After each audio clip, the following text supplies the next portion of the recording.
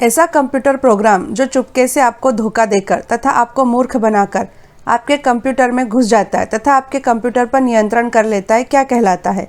इसके ऑप्शन है A Trojan horse, B China dragon, C tiger hunter और D Rolex stone.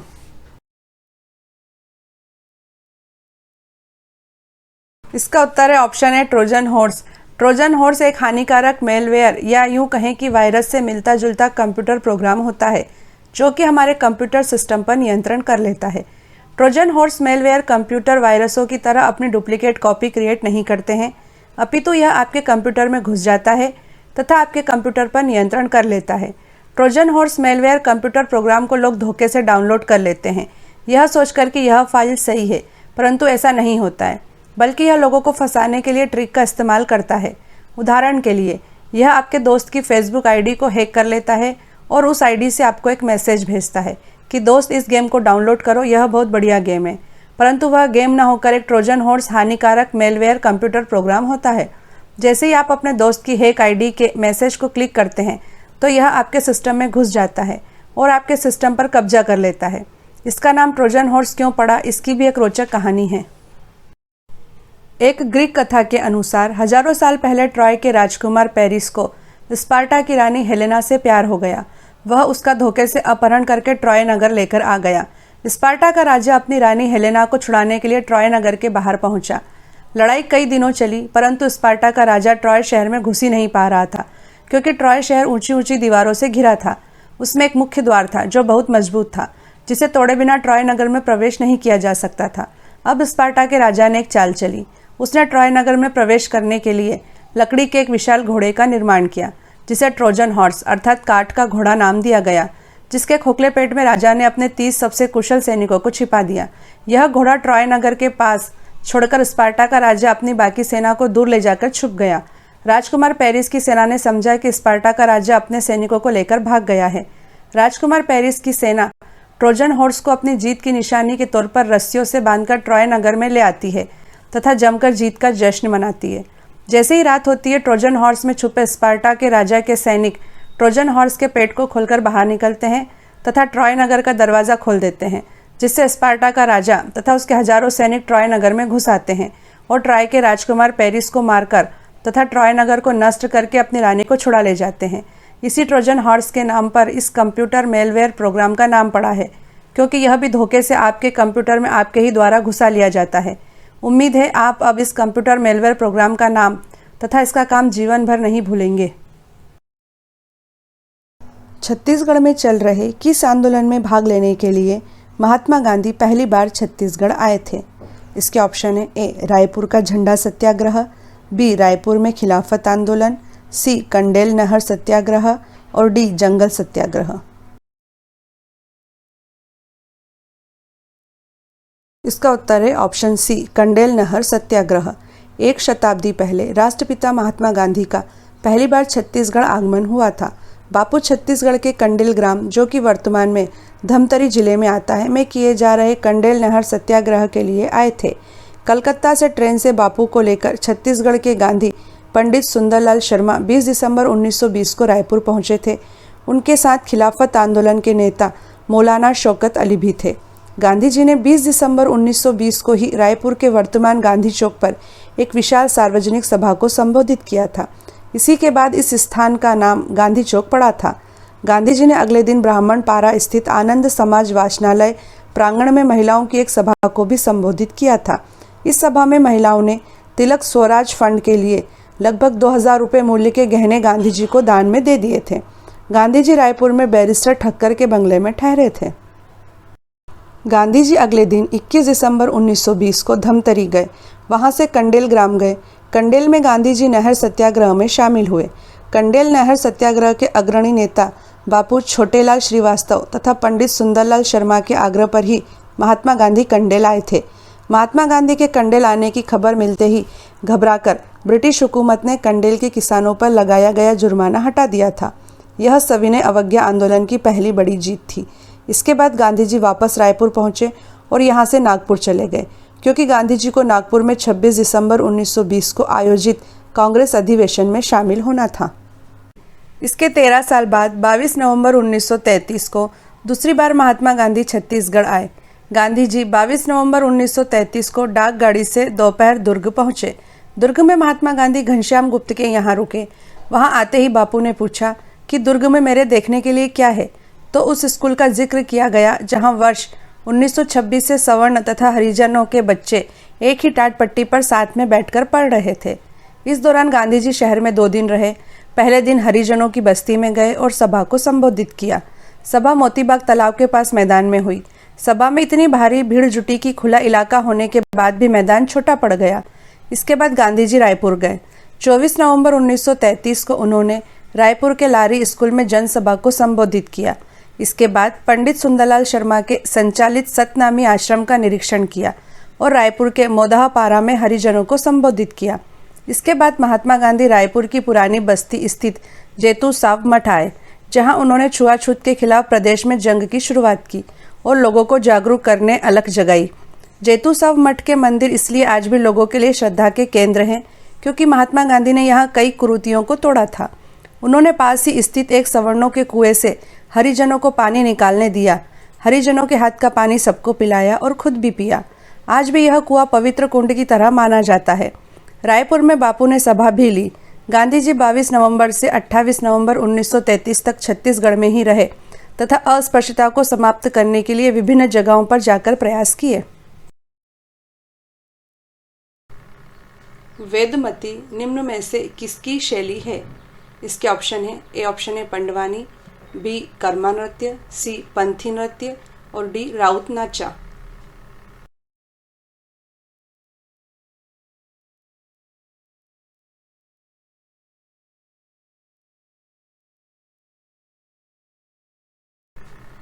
इसका उत्तर है ऑप्शन ए पंडवानी। पंडवानी की 2 शैलियां हैं, जो हैं वेदमती तथा कापालिक शैली। पंडवानी गायिकाएं पहले केवल बैठकर गाती थीं, जिसे वेदमती शैली कहा जाता था। तीजन बाई वे पहली महिला थी जिन्होंने कापालिक शैली में पंडवानी का प्रदर्शन किया। गौरतलब है कि कापालिक शैली में कलाकार खड़े होकर पंडवानी गाते हैं। इस शैली की विख्यात गायिका हैं तीजन बाई, शांतिबाई चेलकने, उषाबाई बारले आदि। देश का सबसे बड़ा पद्म पुरस्कार पद्म विभूषण पाने वाली छत्तीसगढ़ की पहली कलाकार हैं।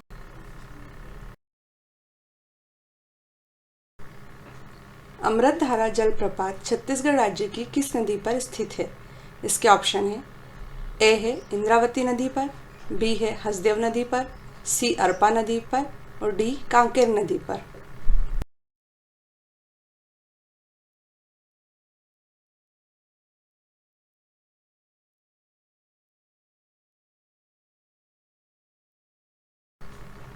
इसका उत्तर है ऑप्शन बी हसदेव नदी पर। कोरिया जिले की जीवनदायिनी और छत्तीसगढ़ को ऊर्जा देने वाली हसदेव नदी पर अमृतधारा जलप्रपात स्थित है। यह जलप्रपात 90 फुट अर्थात 27.4 मीटर ऊंचा है।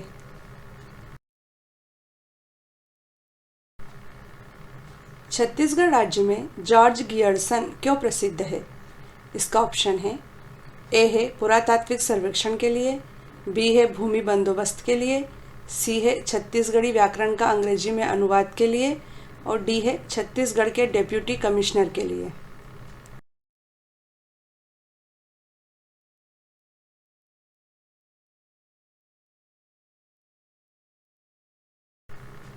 इसका उत्तर है ऑप्शन सी छत्तीसगढ़ी व्याकरण का अंग्रेजी में अनुवाद के लिए। जॉर्ज अब्राहम गियर्सन अंग्रेजों के ज़माने में इंडियन सिविल सर्विस के कर्मचारी, बहुभाषाविद और आधुनिक भारत में भाषाओं का सर्वेक्षण करने वाले पहले भाषा वैज्ञानिक थे। वर्ष 1885 में प्रथम छत्तीसगढ़ी व्याकरण की रचना हीरालाल कापोध्याय द्वारा की गई थी, जिसका सन 1890 में सर जॉर्ज गियर्सन ने अंग्रेजी भाषा में अनुवाद कर उसे छपवाया था। छत्तीसगढ़ में दाऊ श्री वासुदेव चंद्राकर कामधेनु विश्वविद्यालय किस जिले में स्थित है? इसके ऑप्शन है ए दुर्ग में, बी रायपुर में, सी बिलासपुर में या डी कोरिया में।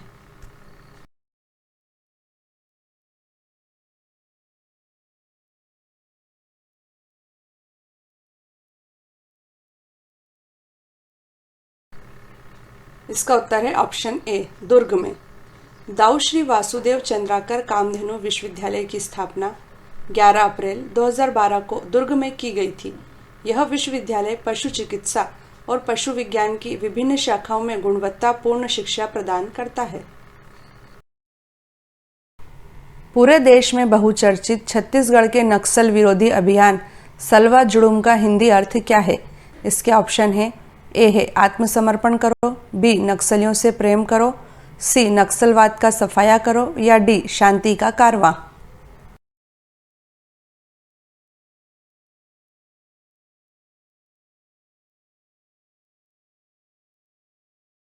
इसका उत्तर है ऑप्शन डी शांति का कारवां। सलवा जुड़ूम एक आदिवासी शब्द है जिसका अर्थ होता है शांति का कारवां। नक्सली हमले में मारे गए कांग्रेस नेता महेंद्र कर्मा को सलवा जुड़ूम का जनक माना जाता है। सलवा जुड़ूम की शुरुआत 5 जून 2005 को महेंद्र कर्मा ने ही की थी। सलवा जुड़ूम अभियान का उद्देश्य ग्रामीणों की फोर्स तैयार करना था जो नक्सलियों के खिलाफ लड़ सके। सलवा जुड़ूम में ग्रामीण आदिवासियों को हथियार देकर उन्हें स्पेशल पुलिस ऑफिसर बनाया गया था। बेकसूर आदिवासी लोगों के मारे जाने से सुप्रीम कोर्ट ने सलवा जुड़ूम मामले में छत्तीसगढ़ सरकार की कड़ी आलोचना की तथा 5 जुलाई 2011 को सलवा जुड़ूम को पूरी तरह से खत्म करने का फैसला सुप्रीम कोर्ट ने सुना दिया। किस कवि को छत्तीसगढ़ का नीलकंठ कहा जाता है? इसके ऑप्शन है ए प्यारेलाल गुप्त, बी गजानन माधव मुक्तिबोध, सी लोचन प्रसाद पांडे या डी पंडित सुंदरलाल शर्मा।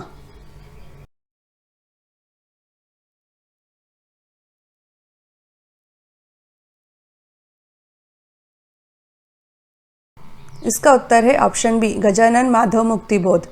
छत्तीसगढ़ का नीलकंठ कहे जाने वाले देश के प्रसिद्ध कवि गजानन माधव मुक्तिबोध का जन्म 13 नवंबर 1917 को तत्कालीन मध्य प्रदेश के श्योपुर में हुआ था। मुक्तिबोध की प्रारंभिक शिक्षा उज्जैन में हुई। 1954 में एमए करने के बाद मुक्तिबोध राजनांदगांव के दिग्विजय कॉलेज में प्राध्यापक पद पर नियुक्त हुए।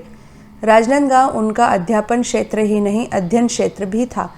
यहाँ रहते हुए उन्होंने कई कालजयी कृतियों की रचना की। 11 सितंबर 1964 को केवल 47 वर्ष की आयु में आपका देहांत हो गया।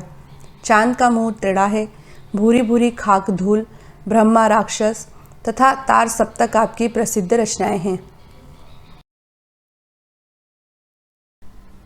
5 अप्रैल 2021 को अंबिकापुर के दरिमा हवाई अड्डे का नाम बदलकर क्या कर दिया गया है? इसके ऑप्शन है ए बिलासाबाई केवट हवाई अड्डा, बी दंतेश्वरी देवी हवाई अड्डा, सी माँ बगला देवी हवाई अड्डा, डी माँ महामाया हवाई अड्डा।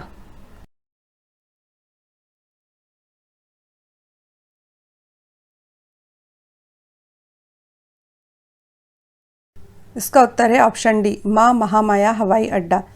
5 अप्रैल 2021 को छत्तीसगढ़ सरकार ने प्रदेश के एक और हवाई अड्डे का नाम बदल दिया है। अंबिकापुर के दरिमा हवाई अड्डे का नाम अब माँ महामाया हवाई अड्डा कर दिया गया है।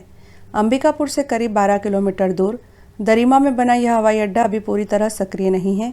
यहाँ केवल चार्टर्ड विमान ही उतर सकते हैं। दरअसल माँ महामाया का नाम सरगुजा की धार्मिक सांस्कृतिक पहचान का एक हिस्सा है। अंबिकापुर की सबसे ऊंची पहाड़ी पर माँ महामाया का विशाल मंदिर है। यह सरगुजा राज परिवार की कुल देवी हैं। सरगुजा संभाग में यह इष्ट देवी के रूप में पूजी जाती हैं। इस नामकरण के साथ ही छत्तीसगढ़ में मौजूद 4 हवाई अड्डों का नामकरण पूरा हो गया है। रायपुर हवाई अड्डे को स्वामी विवेकानंद का नाम दिया गया है। यह स्वामी विवेकानंद के रायपुर में बिताए दिनों की स्मृतियों के लिए है। जगदलपुर हवाई अड्डे को बस्तर की आराध्य देवी माता दंतेश्वरी का नाम दिया गया है। वहीं बिलासपुर के चक्कर भाटा हवाई अड्डे को बिलासाबाई केवट के नाम से जाना जा रहा है। बिलासाबाई मध्यकालीन दौर की एक योद्धा थी। रतनपुर के राजा कल्याण साय ने उन्हें बिलासपुर क्षेत्र की जागीर दी थी। बिलासाबाई के नाम पर ही शहर का नाम बिलासपुर पड़ा है। वर्ल्ड्स फर्स्ट इंटीग्रेटेड सिटी अर्थात दुनिया का पहला एकीकृत शहर कौन सा है? इसके ऑप्शन है ए Bhilai, B Naya Raipur, C Durg, D Chandigarh.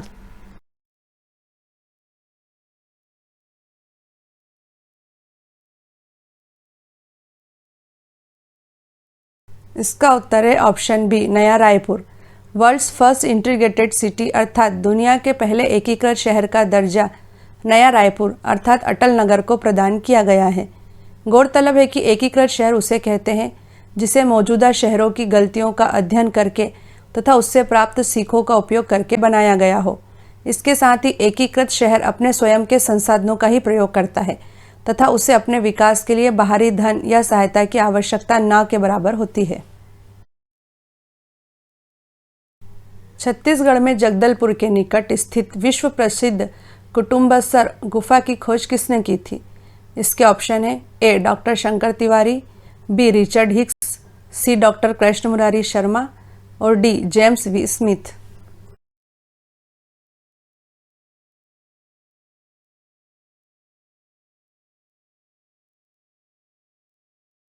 इसका उत्तर है option A doctor Shankar Tiwari. Kutumbsar गुफा छत्तीसगढ़ में जगदलपुर के निकट स्थित है। इसे केम्पियोला शंकराई गुफा भी कहा जाता है। यह माना जाता है कि कभी कुटुम्बसर गुफा में आदि मानवों का बसेरा था। कुटुम्बसर गुफा में अंधी मछलियां पाई जाती हैं। इस गुफा की खोज 1951 में प्रसिद्ध भूगोल वैज्ञानिक डॉक्टर शंकर तिवारी ने की थी। लाइमस्टोन अर्थात चूना पत्थर से बनी इस गुफा की कार्बन डेटिंग करने पर यह पता चला कि इसका निर्माण लगभग 250 करोड़ वर्ष पूर्व हुआ था। इस गुफा की सबसे खास बात यह है कि यहाँ जो स्तंभ बने हैं वह अपने आप प्राकृतिक तरीके से बने हैं। पानी की बूंदों के साथ जो कैल्शियम गिरता गया उसने धीरे धीरे चमकते हुए स्तंभों का रूप ग्रहण कर लिया।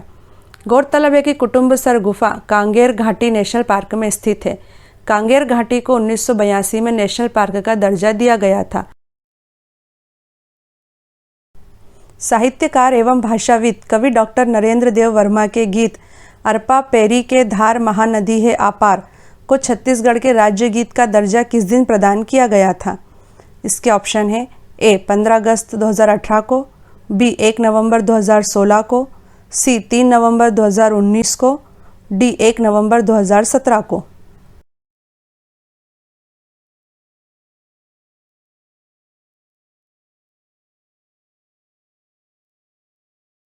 इसका उत्तर है ऑप्शन सी 3 नवंबर 2019 को। साहित्यकार एवं भाषाविद कवि डॉक्टर नरेंद्र देव वर्मा के गीत अरपा पेरी के धार महानदी है आपार को 3 नवंबर 2019 को रायपुर के साइंस कॉलेज मैदान में आयोजित राज्योत्सव 2019 के मंच से मुख्यमंत्री भूपेश बघेल ने छत्तीसगढ़ का राज्य गीत घोषित किया।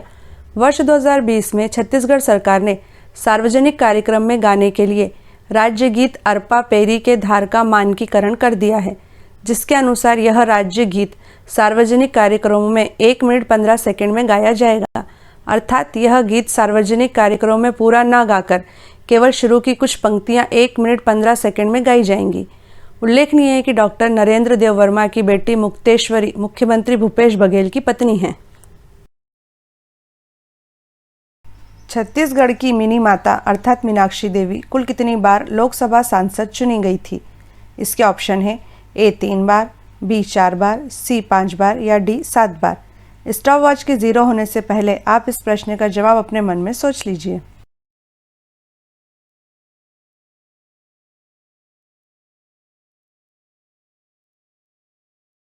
इसका उत्तर है ऑप्शन सी 5 बार। मिनी माता उर्फ मीनाक्षी देवी छत्तीसगढ़ की प्रथम महिला सांसद थीं। वे 5 बार 1952, 1957, 1962, 1967 और 1971 में कांग्रेस पार्टी के टिकट पर सांसद चुनी गई थी। 1971 में उन्होंने जीवन का आखिरी चुनाव जांजगीर लोकसभा क्षेत्र से जीता था।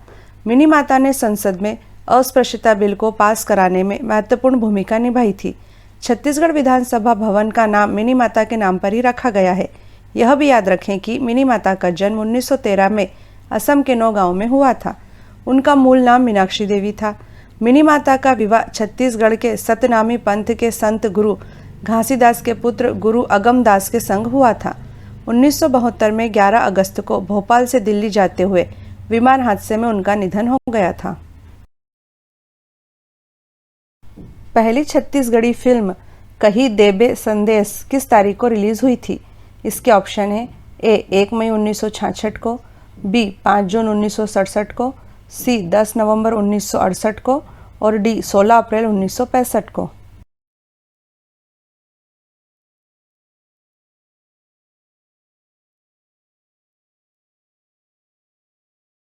इसका उत्तर है ऑप्शन डी 16 अप्रैल 1965 को। कही देबे संदेश छत्तीसगढ़ी भाषा की पहली फिल्म है। यह फिल्म वर्ष 1965 में केवल 27 दिनों में बनकर तैयार हो गई थी। इस फिल्म को अनमोल चित्र मंदिर प्रोडक्शन के बैनर तले बनाया गया था। इस फिल्म के निर्माता तथा निर्देशक मनु नायक हैं। कही देबे संदेश फिल्म में मुख्य भूमिका कान मोहन तथा सुरेखा ने निभाई थी। इस फिल्म के संगीतकार मलय चक्रवर्ती हैं। यह फिल्म समाज में व्याप्त जाति प्रथा, अशिक्षा के ऊपर चोट करने वाली अंतरजातीय प्रेम कथा पर आधारित है।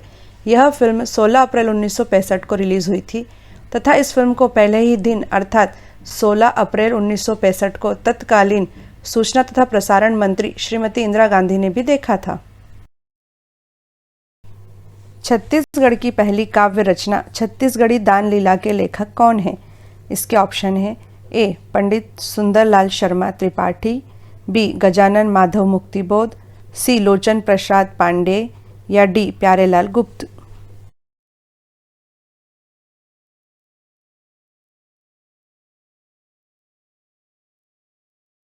इसका उत्तर है ऑप्शन ए. पंडित सुंदरलाल शर्मा त्रिपाठी। छत्तीसगढ़ की पहली काव्य रचना छत्तीसगढ़ी दान लीला पंडित सुंदरलाल शर्मा त्रिपाठी की एक चर्चित कृति है। लेखक, समाज सुधारक तथा स्वतंत्रता संग्राम सेनानी पंडित सुंदरलाल शर्मा त्रिपाठी के प्रयासों से ही महात्मा गांधी 20 दिसंबर 1920 को पहली बार रायपुर आए थे। देश के नंबर 1 बैडमिंटन प्लेयर बनने वाले छत्तीसगढ़ के पहले बैडमिंटन प्लेयर का नाम क्या है? इसके ऑप्शन है ए. मधुर तिवारी, बी. दिव्यांश खरे, सी. श्रेयांश जायसवाल और डी. विजय नेताम।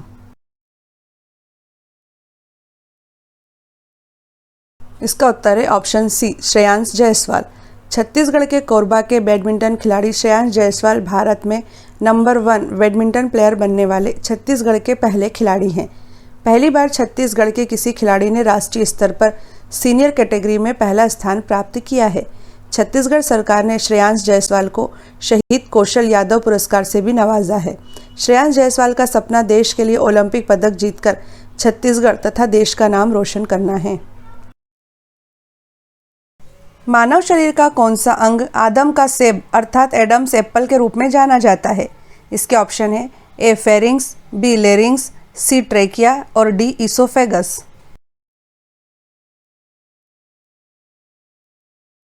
इसका उत्तर है option B. Larynx.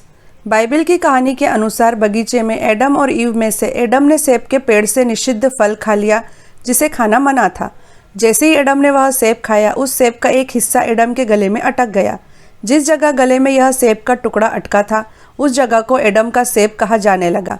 Medical term में इस जगह को लेरिंजियल प्रोमिनेंस अर्थात लेरिंग्स कहते हैं। लेरिंग्स को हम हिंदी भाषा में स्वर यंत्र कहते हैं। मनुष्यों के अलावा अन्य स्तनधारी जीवों के गले में भी यह स्वर यंत्र मौजूद रहता है, जिसके प्रयोग से भिन्न भिन्न प्रकार की ध्वनियाँ निकलती हैं।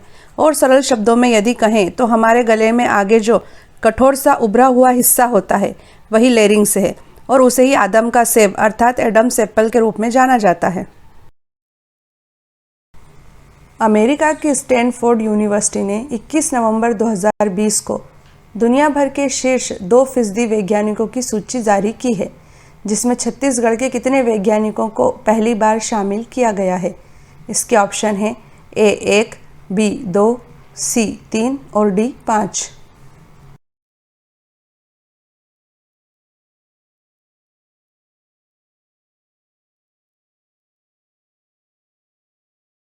इसका आंसर है ऑप्शन सी. 3। अमेरिका की स्टैनफोर्ड यूनिवर्सिटी ने दुनिया भर के शीर्ष 2% वैज्ञानिकों की सूची 21 नवंबर 2020 को जारी की, जिसमें छत्तीसगढ़ के 3 वैज्ञानिकों को भी शामिल किया गया है। पंडित रविशंकर शुक्ल विश्वविद्यालय रायपुर के वरिष्ठ प्रोफेसर डॉक्टर शैलेंद्र सराफ के साथ इसी विश्वविद्यालय की प्रोफेसर डॉक्टर स्वर्णलता सराफ और Santosh Rungta college of pharmaceutical science and research के वाइस प्रिंसिपल डॉक्टर एजाजुद्दीन का नाम भी श्रेष्ठ वैज्ञानिकों की इस प्रतिष्ठित सूची में है। उल्लेखनीय है कि स्टैनफोर्ड यूनिवर्सिटी ने दुनिया भर के 1,59,000 वैज्ञानिकों की सूची जारी की है, जिसमें 1,492 वैज्ञानिक भारतीय हैं। यह याद रखें कि छत्तीसगढ़ के वैज्ञानिकों को पहली बार इस सूची में शामिल किया गया है।